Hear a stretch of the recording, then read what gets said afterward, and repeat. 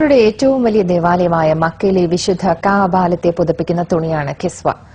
സിൽക്കും സ്വർണവും വെള്ളിയും ഉപയോഗിച്ചുണ്ടാക്കുന്ന കിസ്വ നിർമ്മിക്കാൻ മക്കയിൽ ഒരു ഫാക്ടറി തന്നെയുണ്ട്. എല്ലാ വർഷവും ഹജ്ജിനോടനുബന്ധിച്ച് കിസ്വ മാറ്റിയിടും. യമനിലുള്ള തുബൈ എന്ന രാജാവാണ് ആദ്യമായി വിശുദ്ധ കഅബയെ തുണി കൊണ്ട് പുതച്ചത് എന്നാണ് പ്രബലാഭിപ്രായം. ലോകത്തിന്റെ വിവിധ ഭാഗങ്ങളിൽ നിന്നുമാണ് മുൻകാലങ്ങളിൽ കഅബയെ പുതക്കാനുള്ള കിസ്വ എന്നറിയപ്പെടുന്ന തുണി കൊണ്ടുവന്നിരുന്നത്. പ്രവാചകൻ മുഹമ്മദ് നബിയുടെ കാലശേഷം വളരെ കാലം ഈജിപ്തിൽ നിന്നുള്ള തുണിയാണ് ഇതിനുവേണ്ടി ഉപയോഗിച്ചത്.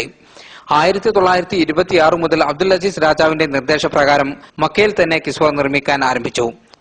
1977 മക്കയിൽ ഈ കിസ്വ നിർമ്മാണ കേന്ദ്രം ആരംഭിച്ചത്.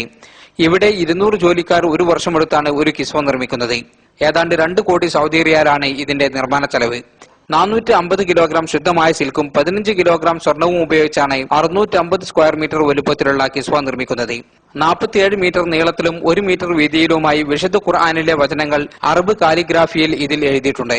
സ്വർണത്തിന്റെയും വെള്ളിയുടെയും നൂലുപയോഗിച്ചാണ് കിസ്വയിലെ വിശുദ്ധ വചനങ്ങളും അലങ്കാരങ്ങളും തീർത്തിരിക്കുന്നത്. എല്ലാ വർഷവും ഹജ്ജ് വേളയിൽ കഅബയെ പുതപ്പിക്കുന്ന കിസ്വ മാറ്റിയിടും. അറബ് മുസ്ലിം രാജ്യങ്ങളിലെ പ്രതിനിധികളുടെ സാന്നിധ്യത്തിലാണ് കിസ്വ മാറ്റിയിടാറുള്ളത്. പഴയ കിസ്വ കഷ്ണങ്ങളാക്കി വിവിധ രാജ്യങ്ങളിലേക്ക് അയക്കുകയാണ് പതിവ്. മുസ്ലിങ്ങളുടെ ഏറ്റവും പ്രധാനപ്പെട്ട ദേവാലയമായ കഅബയെ പുതപ്പിക്കുന്ന കിസ്വയുടെ ചെറിയ ഭാഗത്തിന് പോലും വളരെ പുണ്യമുള്ളതായാണ് വിശ്വസിക്കപ്പെടുന്നത്. മദീനയിൽ അന്ത്യവിശ്രമം കൊള്ളുന്ന പ്രവാചകൻ മുഹമ്മദ് നബിയുടെ ഖബറിടം പുതക്കാനുള്ള പച്ച തുണിയും ഇവിടെ വെച്ചാണ് നിർമ്മിക്കുന്നത്.